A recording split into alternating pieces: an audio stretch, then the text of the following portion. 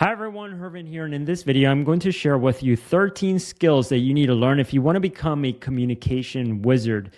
And I've picked up these skills throughout my career. Some of these skills come from my years of experience as a dance instructor teaching beginners who knew a lot less than I did when it came to dance, so I had to break things down really simply for them. Some of these skill sets come from the fact that I was terrible at dealing with conflict. I was terrible at sales. I wasn't a very good storyteller, and so I'm going to share with you here. I'm going to save you a lot of time and just share with you these skill sets that I have learned. Once again, if you learn these, you're going to be a communication wizard. And stick around. Number 10 of these 13 skills is pretty advanced. You're going to want to listen to that one. So yeah, let's dive right in. So let's start with the first one. This is going to be related to storytelling. And the first skill is called but so storytelling. Okay, so what is but so storytelling? This comes from, I picked up the skills from the writers of South Park. There's a very small clip of them talking about how they write the episodes and what their writing process is, and they're teaching this framework to a class. And they talk about how they made this one switch and all of their episodes became better because of this simple tweak. So let me explain what this is. So usually when people tell stories, they tell stories like this, like I was here, so I went for a walk, then I saw a bird, then I spoke to the neighbors, and then I came back to the house, something like that. So I did this, then this happened, then this happened, then this happened, and then I came back. So usually when you tell stories in that way, it's usually pretty boring. Like, for example, if I tell you a story about Harry Potter, right? Because we're in the theme of wizards. So I'm going to tell you about Harry Potter. So there was this kid who was really smart. Then he was trapped inside a closet because he was living with his hostile family because his family, his parents they've passed away, and so they adopted him. Then one day he was getting picked on by his cousin while they were at the zoo, and Harry got so angry that he casted a spell. Then the window pane where the snake was disappeared, and the snake came out and pursued the cousin, something like that. Okay, so I'm just kind of making this up as I go, but I'm trying to figure out how to tell the story of Harry Potter in that way. So you could see that I said there was Harry, then he lived in a closet, then he lived with his hostile family, then he was getting picked on, and then so this happened, then this happened, then this happened. That's how normally most people tell stories. And the writers of South Park said that if you, instead of saying this happened, you eliminate then this, then this, then this, and you change that to but, and then you change that to so, you now have a story that unfolds. So for example, with Harry Potter, it sounds something like this. You have this kid named Harry. He's smart, he's bright, but he lives in a closet with his hostile family members because his family passed away and they adopted him. So he's consistently getting picked on by his much bigger cousin. One day they were at the zoo and his cousin kept on picking on him, but this day was different. Harry got so angry that it activated his magical powers. So he casted a spell, and then it made the glass disappear, and the snake came out and pursued the cousin. You see what I'm saying? I told that same story, but instead of saying like this happened, then this happened, then this happened, it was like Harry was a blah, blah, blah, but he lived with his hostile family. So he got picked on. But one day was different. You see what I'm saying? Like, that introduces some conflict. It just makes for a way better storytelling experience if you say it in that way. So this is something that I've been trying to practice for myself, is trying to get in the habit of using but so to tell stories. Just making that little tiny shift, it makes any story so much more engaging. Okay, so that is the first skill right there, in theme with our wizarding, with becoming a communication wizard. All right, let's go to the second one. So the second skill is the 3-act structure. And this is again related to storytelling, so I'm going to stick here with storytelling for this one as well. So the 3-act structure, Act 1, Act 2, and Act 3. So anytime you want to tell a story, try to make it into 3 acts. So if you say, I was bored in the house, so I went for a walk, that is not necessarily a story. Now, if you say, I was in the house, right? I was in the house, but I got bored, so I went for a walk. That is a story. So a story has a structure. It has, when you look at a story, it has to have like some ebbs and flows, right? So, and there needs to be another way to look at this, the three act structure. This is other people, instead of saying like the three acts, they say setup, conflict, resolution. So that's another way of looking at the three act structure. So you have a setup. I was in the house, but then I got bored. So that's the conflict. So I went outside for a walk. That's the resolution, right? So you want to think of stories as having these three acts. That's something that you need to practice, especially if you're somebody who's terrible at storytelling. Just knowing this structure and trying to think of like, okay, if I'm going to tell a story, what are the three acts that happen? Like, I went outside and I saw a bird. That's not a story, right? But if you say, I was outside, something whizzed by me and I didn't know what it was, so I got scared. And then I looked to my right and then I saw it was a bird. That right there has a setup, conflict, resolution. You see what I'm saying? So again, if you're a beginner storyteller, if you don't know how to tell stories, if you confuse people, just putting your stories into three acts, that'll help you. And then you notice if you combine the three acts with the but so strategy, storytelling strategy, that helps you as well. So for example, let's now look at the three act using the but so. So I went outside and I was walking, but then I got scared because something was by me. So I looked to my right and then I saw it was just a bird, right? So I used the but so, and notice how that even made it a much better story. Like there was some drama there. Okay, so that's how you can combine those two to become even a more elite communication wizard. All right, let's now go into teaching. Okay, so if you're somebody who struggles teaching or explaining things, this usually happens if you're a more technically oriented person or intellectually oriented person where you might speak above somebody's level. Learning to use the third skill right here. So skill number 3 is using something called kinda like bridges. And I learned this lesson from Russell Brunson, a marketer. So whenever you're selling something, you usually want to kind of not dumb it down, but simplify the information so that it's easily graspable by everybody. But you could also use it for teaching. So whenever you're teaching something, let's say I'm trying to teach somebody to be a better salesperson, I could say like, hey, look, sales is just like baseball. Like the best baseball players, they bat 3 out of 10 balls. So the best salespeople, they close 3 out of 10 deals. Right? So I'm explaining something using an analogy there. Or let me make it even simpler. If I'm trying to explain somebody, let's imagine somebody who's never seen a plane, right? I could say like, hey, a plane is kind of like an airplane is kind of like a bus in the sky, right? So this is why it's called a kind of like bridge, is because you're saying this thing is kind of like this other thing. So if you're somebody who works in a technical field and you need to communicate with people who are non-technical, using kind of like bridges, that really helps. Like if I need to explain to somebody what an air fryer is, I would say, imagine like something between an oven and a microwave, something like that. It's kind of like a microwave and an oven together. So something like that, right? So that's how you use kind of like bridges. Those are really helpful if you're, again, somebody who struggles with communicating with people who are not at the same level intellectually or not at the same level technically. All right, let's go to the next one. So this one is called Epiphany Bridge Script. Okay, so the Epiphany Bridge Script is when you tell a story. Okay, so you tell a story with the goal of giving people an aha moment. Okay, so you want to get them to learn something. You want to have them have something click for them. So take, for example, so I'm going to tell a story. Let's say I want to convince you to advertise, right? So for example, for us in our business, we sell marketing services. So we help people with their advertising.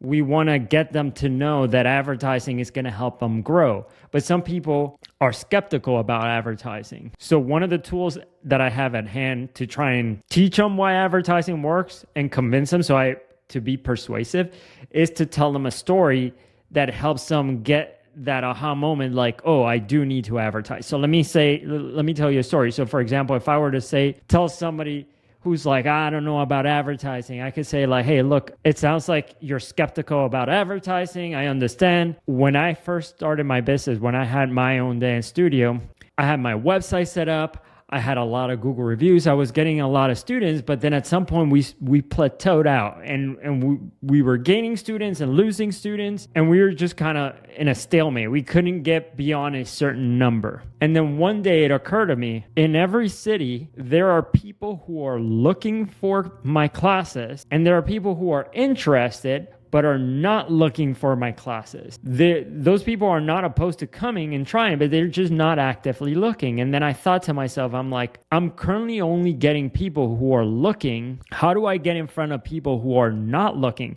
Because right now I have a website, I have a lot of Google reviews. So when people are looking, they're able to find me. But when people are not looking, how am I going to show up? How are they going to know that I exist? And that's when I realized, like, when I advertise, if I advertise, I'm paying to get in front of people who are not looking for me. So I'm able to reach a much wider pool of people. We started doing that, and it took a while for us to learn, how to do it properly. But once it started working, we started getting a lot more students. We broke through our plateau. You see what I'm saying? So I told you that story. And when I say that, you should have an aha moment saying like, oh man, that makes sense. I taught you something. I taught you that there are people who are looking, there are people who are not looking. If you have a good website and Google reviews, you're going to get people who are already looking, but you're not going to have the people who are not looking.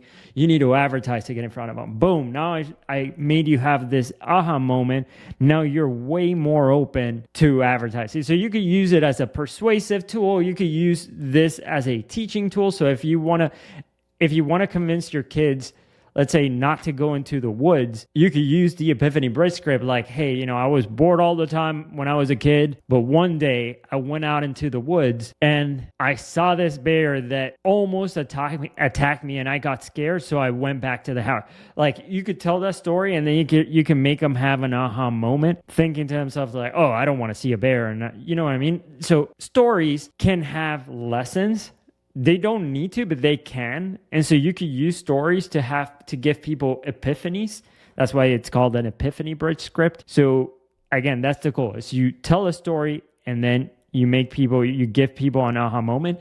I love telling stories to get people to understand something, because when you do that, when you tell a story, it helps the information stick even further. So it's one of my favorite ways of teaching. All right, let's now go to number 5. And this has to do with dealing with conflict or negotiating. Okay, so this is number 5. This one is called labels. Okay, so these techniques that you're going to learn here, pretty much, like, with the exception of one, I learned them from this book called Never Split the Difference.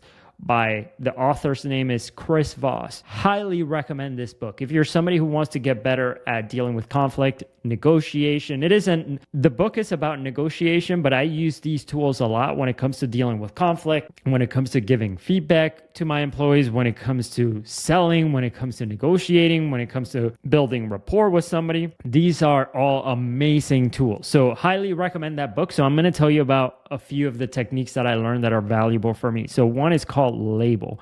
So a label is when you verbalize something that a person is feeling or thinking, and you could use it to de-escalate conflict. You could use it to get somebody to feel like you understand them. That's ultimately the point. When you verbalize what somebody's feeling or thinking, they feel like you understand them. That's why I said it builds rapport. It gets people to think that you understand them. Yeah, so that's the bottom line. So usually when you do this, people tend to like you more. I don't like saying it in that way, but yeah, you can more easily build rapport if you use labels. So I can give you an example. So a simple one would be, you go to the supermarket, the cashier register helps you and she's smiling. You could say like, hey, it seems like you're really enthusiastic about your work, or it seems like you're having a great day. And she's going to feel understood. So you're verbalizing what she's feeling. And then she could say like, yeah, I love today. And she's going to start talking. So labels are great to people to open up. For example, for me, when people come to us and they don't, so I was saying like some people don't know they need help with advertising. So they might come to us and they might say like, oh, I want to grow my business. And if I say to them like, you know, oh, okay, let's set up some ads for you, they might push against that and say like, oh, no, we don't want to do ads. But if instead I would say like, okay, got it. So it sounds like right now so you want to grow your business. It sounds like you potentially need more leads. And they're going to say like, yeah, we need more leads. And it's like, cool. Like one of the best ways we found to get in front of more people to generate leads is advertising. They're going to say like, oh, great. Yeah, I need advertising. So by me saying the label there was, it seems like you need more leads, I am verbalizing what he's feeling. In his heart, he's feeling like, man, you know, I'm not getting in front of enough people. My business is not growing as much. Like that's what he's feeling. So I'm verbalizing that. I'm like, okay, so it sounds like you're not growing as fast as you would like. It sounds like you need more leads. He's going to feel understood. Now, I say that you could use this for dealing with conflict. I'll give you an example. So I play pickleball and I was playing against this guy who was kind of hot-headed, and I hit a ball and he hits it and I thought the ball was out and I called it out and he didn't agree and he got upset, and then I did that again. I called it out. I saw it out. I called it out. And he's like, you're making these calls and you're making these bad calls. And like, he started getting angry. He started yelling at me. And you know, I wasn't doing it on purpose. I mean, I was just playing the game, and that's how you're supposed to do it. You're supposed to make the calls that you think. So anyway, to calm him down, I use this label. And so I wait for him to end yelling, like, you know, you're making these bad calls. You're doing this. You're doing this on purpose where you're calling them late. And so I wait for him to calm down. Well, I wait for him to just stay silent for a second. He didn't calm down. He just stayed silent for a second. And then I delivered this label where I verbalized what he was feeling. I'm like, hey man, look, it sounds like you're thinking I'm calling these shots badly on purpose to get some free points. It sounds like you're also thinking that I'm doing this to antagonize you and doing this on purpose. As soon as I said that, because I was verbalizing what he was thinking, he immediately felt understood. It's not like he went from a 10 to a 0, but he was just like, no, man, forget it. Don't worry. Yeah, that's fine. I know it wasn't on purpose. Let's keep playing. And like I was able to calm him down. So that is really helpful. Like if you're in an argument with somebody and they seem like they're yelling, if somebody's yelling, that's because they feel that you don't understand them. So you could use a label like, hey, it sounds like you're feeling this way. It sounds like you're thinking this. You're verbalizing what somebody's feeling or thinking. That immediately makes them feel like you understand them, and it calms them down. So that's a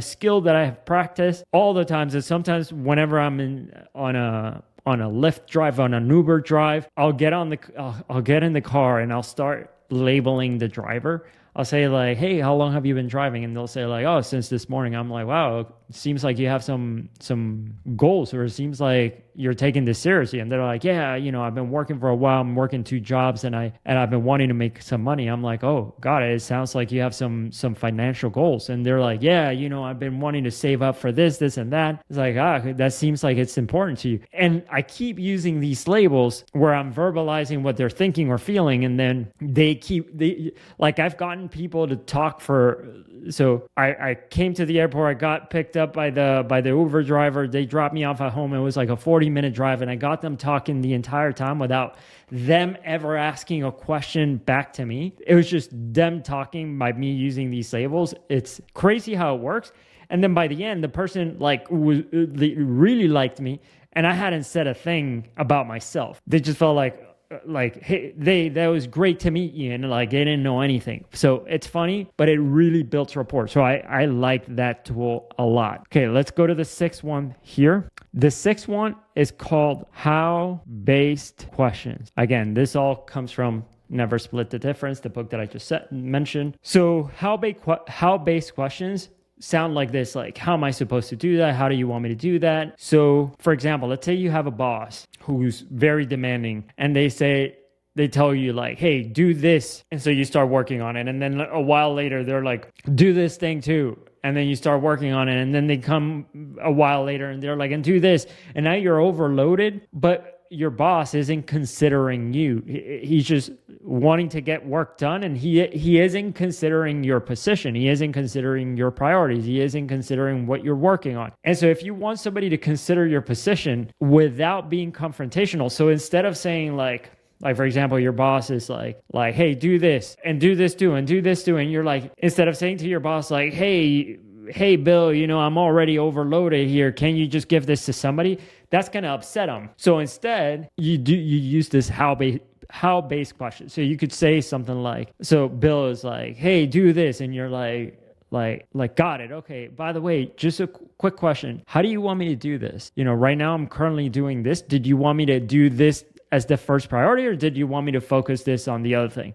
And then Bill is going to be like, no, those other things that you're working on are also priority. Can you handle it? And I'm like, look, it isn't something that I'm going to be able to get done today. How did you want me to do that? Did you want me to focus on that today? The more you ask the how, the more that person is going to consider your position. So it is a good way to, instead of like fighting authority head on, it's kind of like a jiu-jitsu way of like getting the other person to consider you. So yeah, that's a great one to challenge authority without seeming confrontational. Let's go to the next one. These are called no-oriented questions. So no-oriented questions, what this means is that instead of trying to get a yes from somebody, you try and get a no from them. So an easy way to think about this is like, let's say you go to your partner and instead of saying like, hey, do you want to eat pizza tonight? You're trying to get a yes there. You'd say, hey, would you be opposed to eating pizza tonight? And then, because if you're saying like, do you want to eat pizza tonight? Maybe they're going to be like, I don't know, maybe I'm not feeling it, or maybe they are, but they're not sure. They're like, maybe, but I'm also thinking about, hot dogs or burgers, very nutritional diet. So they're thinking about all these things. They may not want to commit to pizza. You really want to eat pizza and now you just went for it. Do you want to eat pizza? You're trying to get a yes and now they're at a maybe. Whereas opposed to when you go for a yes and they give you a maybe, it's not a for sure yes. Whereas like if you go for a no, so it's like, hey, would you be opposed to eating pizza tonight? No, I'm not opposed to it. Boom, now you could have pizza. So it's an easier way to get to the quote unquote yes by first getting to the no. So it's like reverse psychology in some way, but yeah, it works. And let's take back this idea of, you have a very demanding, challenging boss who never considers your ideas. So let's say, for example, you're running this project and you wanna do the boss says like, let's run some advertising campaigns on this magazine, and you're like, that'll never work. Like, people don't read magazines. But you don't want to say like, hey, Bill, I don't think people read magazines, because now you're challenging him and he's going to be like, what do you know? And I know this would work. And now he's going to be feeling questioned. And anyway, he might feel threatened. So instead, here's how you bring it up without threatening him. You could say, hey, Bill, I noticed that you wanted to advertise. Are you opposed to doing Facebook ads? Because you're asking for the no, you're not asking for the yes. So instead of saying like, hey, Bill, do you want to do Facebook ads? He might be like, no. But if you say, are you opposed to doing Facebook ads? He might be like, no, I'm not opposed to it. Why do you bring it up? Now he's open. You see what I'm saying? So that is super helpful there. An easy way to get people for you to bring up ideas, get them considered without challenging authority. So that one is really good. Let's bring up this one. So these are why-based questions. So why-based questions, most people use this very wrong. And this is something that I learned in the book, Never Split the Difference. So all of these, the no-oriented questions, I also learned from Never Split the Difference. So the why-based questions, this is one that I use in sales, and I'll explain how I use it. So most people use this wrong. Let me explain it this way. Like, let's say you have an employee and the employee did something that you felt was wrong. Usually they go to them and they're like, hey, why'd you do this? So now the person feels threatened. They feel like they need to defend themselves. This also happens, between couples. Like you go to your partner and you're like, why'd you do that? They're going to feel threatened. They're going to feel like you're blaming them. and they're gonna be defensive. So you never want to use why questions to get people to justify themselves. I'll get to that one in the next one, in the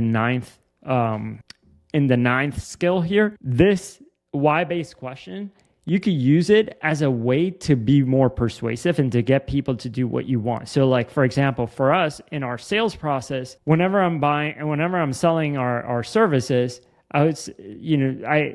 I want to sell to people who want to grow their business, because if they want to grow, then they're going to need our services. So I usually ask them like, hey, why do you want to grow your business? And it sounds dumb, but they start saying, because I've always wanted to grow. I have the people, I have the students, I have this thing. It's now time.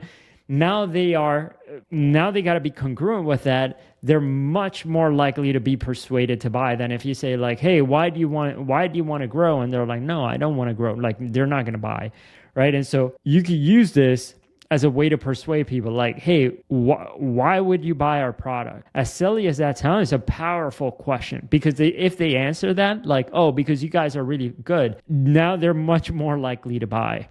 So an awesome question to practice. If you use it right, it's super powerful. Now let's go to the next one. So if you are, let's say you have an employee that did something that you felt was wrong, instead of saying like, why do you do this? So like, that's a bad way of using the why question.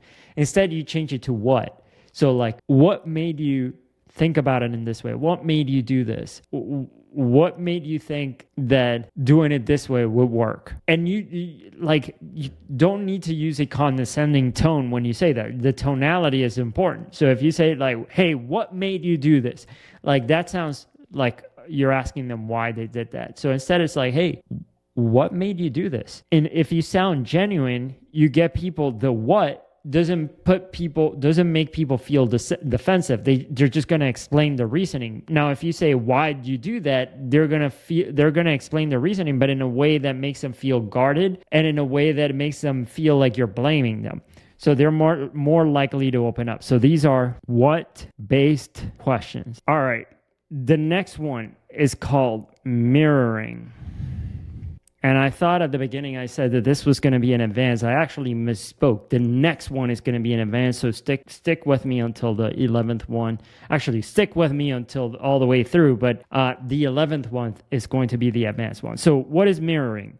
Again, I learned this from Never Split the Difference. Mirroring is whenever somebody's done saying something, you say the last couple of words that they said, sometimes like literally verbatim, and it gets them to expand. So say, for example, I'm trying to sell our marketing services to a potential client, and they say, for example, we haven't grown in the last 5 years. I would say, in the last 5 years? They're going to say like, yeah, we tried this and we tried that, and like, we haven't seen anything work. Then I could do it again. Like, you haven't seen anything work? And then, so you're saying, it feels obvious when I say it, but if you do it and you do it well with like good tonality, where you repeat the last couple of words, you could lead people to talk on and on and on just by repeating the last words. So for example, for me, again, I use this when I'm in the sales process. If somebody's like, I tried advertising and it didn't work, I would say, it didn't work? They're like, no,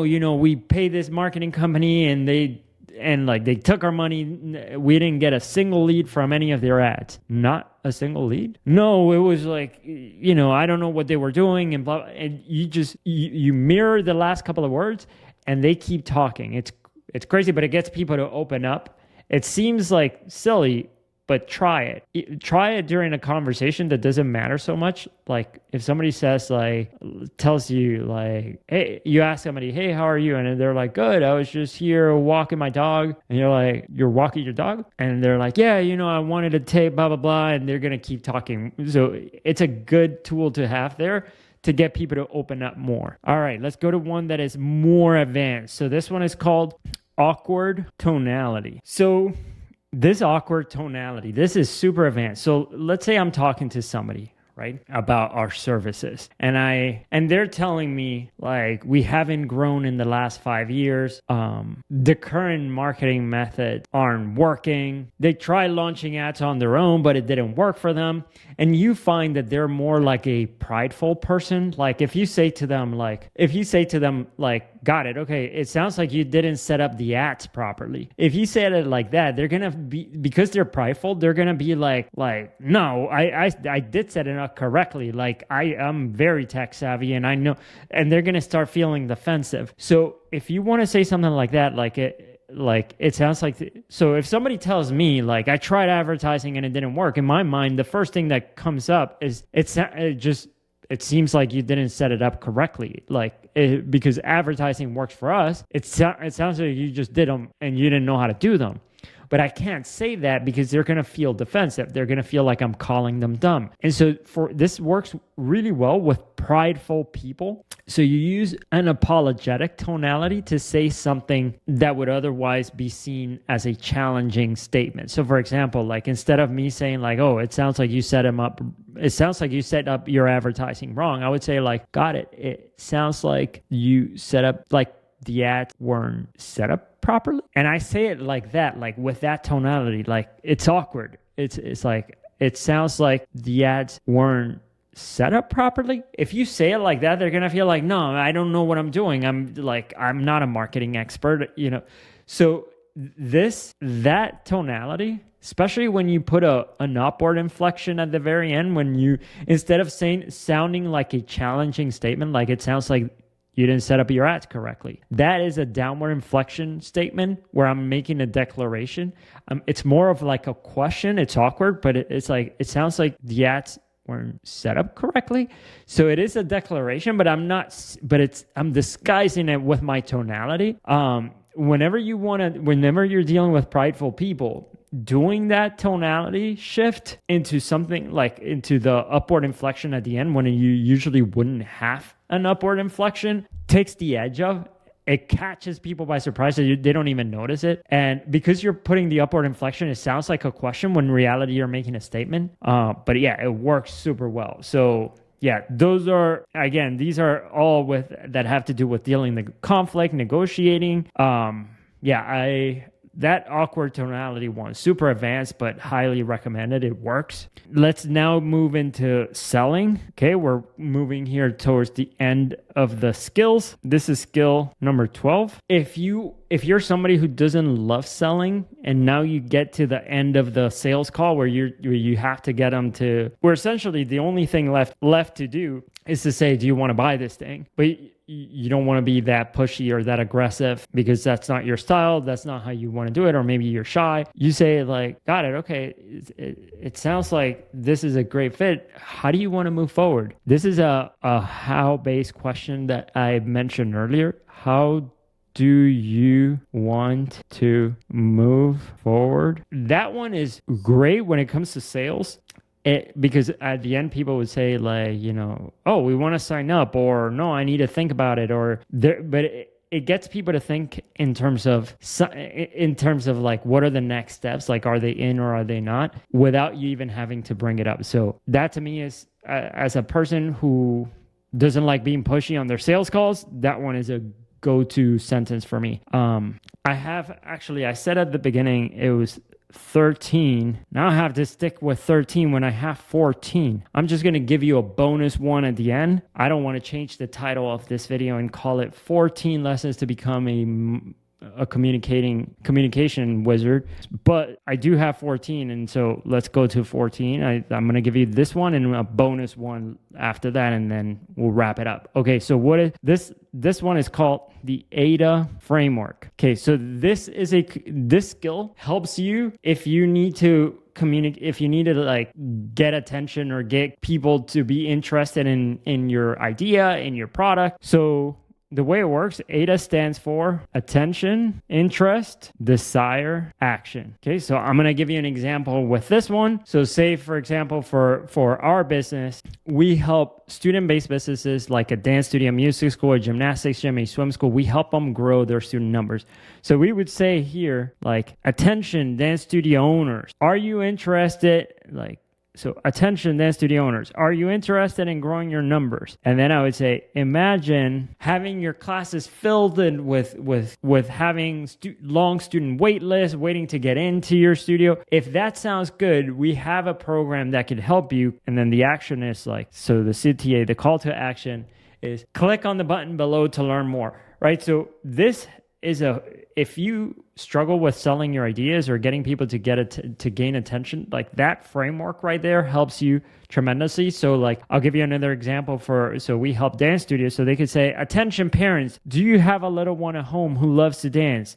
Imagine your little one in class making friends, having so much fun, learning new skills. If you're interested in having your kid learn how to dance, click the button below and get a free trial class, right? So this is a great way to make advertising copy, sales copy, to get attention for what you want. It also helps you do the same thing with ideas, to get attention for ideas. All right, let's go into the last one. This is a bonus one.